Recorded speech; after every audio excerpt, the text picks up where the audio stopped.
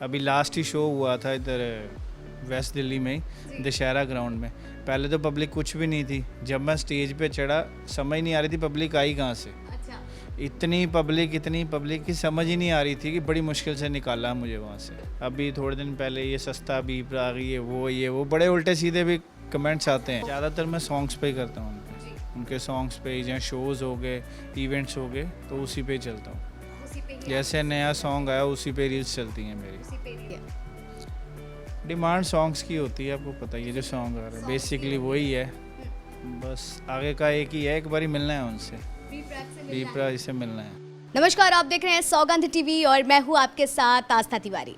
लगातार हम आपको उन हस्तियों से मिलवा रहे हैं जो सोशल मीडिया पर अपनी पहचान उस मुकाम पर पहुंचाई है, और शायद आज वो अगर देखा जाए तो लोगों के लिए अगर अमूमन तौर पर जिस तरीके से बात की है लोग उनको कॉपी करते हैं, लेकिन आज मैं आपको एक शख्स से मिलवाऊंगी, उस हस्ती से मिलवाऊंगी जो वाकई आपको भी भौचक्का रख देगी, चौंका देगी। जी हाँ, दरअसल मैं एक पंक्ति बोलूँगी, मैं किसी और का हूँ फिलहाल, तो या तो आ गया होगा जी मैं किसकी बात कर रही हूँ। जी हाँ, बी प्राक, जो अपने गानों से पूरी दुनिया में तहलका मचाते हैं, लेकिन आज उनकी हूबहू उसी शक्ल से, उसी तरीके से जिस तरीके से लगातार उन्होंने ऊंचाइयां पाई हैं, अपने बात की जाए, और उसी के हिसाब से आज हमारे साथ डी प्राक हैं जो लगातार उसी की तरीके हूबहू दिखते हैं और आज एक सोशल मीडिया पर वायरल चेहरा है।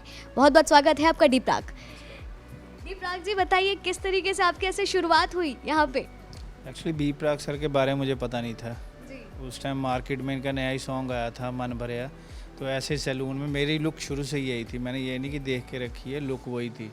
तो वहाँ लड़के ने बताया सर आप उस सिंगर की तरह लगते हो। मैं कहा भाई पता नहीं कौन है वो। फिर उसने दिखाया यूट्यूब पे निकाल के, मैं कहा चलो बढ़िया बात है, शक्ल मिलती है। फिर धीरे धीरे इनके सॉन्ग्स आने शुरू हुए, इनको मैंने फॉलो करना शुरू किया, तो तब से उनको कॉपी कर रहा हूँ।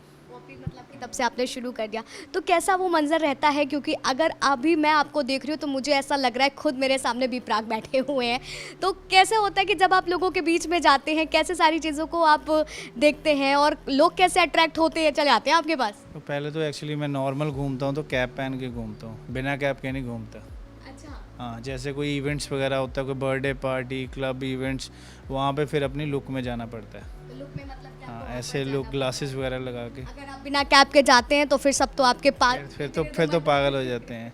अभी लास्ट ही शो हुआ था इधर वेस्ट दिल्ली में ही दशहरा ग्राउंड में। पहले तो पब्लिक कुछ भी नहीं थी, जब मैं स्टेज पे चढ़ा समझ नहीं आ रही थी पब्लिक आई कहाँ से। अच्छा। इतनी पब्लिक की समझ ही नहीं आ रही थी कि बड़ी मुश्किल से निकाला मुझे वहाँ से। मतलब ऐसी भी सिचुएशंस हो जाती है जब आप लोगों के मुश्किल हो जाती है निकलनी वहाँ से। तो देखिए, एक हूबहू दिखने का ये भी समझ सकते समस्या रहती है, लेकिन जिस तरीके से बी प्राक गाते हैं तो क्या किसी ऐसे आपके फ़ैन ने ऐसी फरमाइश रखी हो कि आप भी कुछ गा के सुनाएं?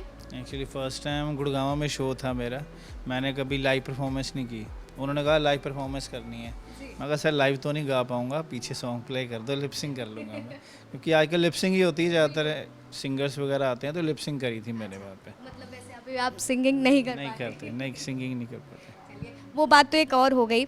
आपने आगे का क्या सोचा है? जैसे मैंने आपको देखा, आप इंस्टाग्राम पे भी आपकी काफ़ी सारी रील्स हैं जो आप उन्हीं के गानों पे कोलैब करके लगातार उसको बनाते हैं, तो अक्सर उसमें कमेंट्स भी ऐसे आते हैं, क्या वाकई बी प्राक का दिल टूट गया है? हाँ, उसमें कई अच्छे कमेंट्स भी आते हैं, कई बुरे कमेंट्स भी आते हैं।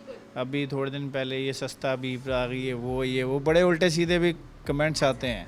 तो मतलब वो ट्रोलिंग से भी आपको गुजरना पड़ता है? और कोई दिक्कत नहीं है, कोई दिक्कत अब चले हैं रास्ते पे तो सहन करना पड़ेगा सब बिल्कुल, कुछ। ये बात तो है, उस रास्ते पे तो अच्छे लोग भी कमेंट भी आएंगे, बुरे भी आएंगे, ऐसी कोई बात। कमेंट्स को देख करके कैसा फील होगा? हाँ, बढ़िया लगता है, बढ़िया लगता है। और आगे का क्या कुछ सोचा हुआ है आपने? बस आगे का एक ही है, एक बारी मिलना है उनसे, बी प्राक से बीपरा से मिलना है। जरूर आपकी फरमाइश भी पूरी होगी, एक ख्वाब आपका जिस तरीके से बहुत करी है बट मिल नहीं पाया अभी तक। लेकिन जिस तरीके से आप लोगों के सामने जाते हैं, आपने बताया ये सारी दिक्कतें होती हैं, तमाम चीज़ों का आपने जिक्र किया, ये आप बताइए मुझे कि जिस तरीके से आप कोलैब करते हैं और मतलब इस सारे वीडियोस बनाते हैं, तो उसको लेकर के कोई डिमांड होती है कि अब हमें आपको इस अवतार में देखना है, जैसे डी प्राक का कोई नया लुक? नहीं, लुक तो एक ही है, बस लुक क्या चेंज कर सकते हैं। कोई अलग से स्टोरी, कोई अलग सा कंटेंट डालने के लिए आपको जैसे बोला जाता हो? ज़्यादातर मैं सॉन्ग्स पे ही करता हूँ उन पे। उनके सॉन्ग्स पे ही, जहाँ शोज़ हो गए, इवेंट्स हो गए, तो उसी पे ही चलता हूँ। उसी पे ही जैसे नया सॉन्ग आया उसी पे रील्स चलती हैं मेरी। उसी पे रील्स चलती हैं। तो बेसिकली मतलब कि आप उसी को पूरा कोऑर्डिनेट करके आप उसी तरीके से करते हैं। क्योंकि कंटेंट चेंज नहीं कर सकता।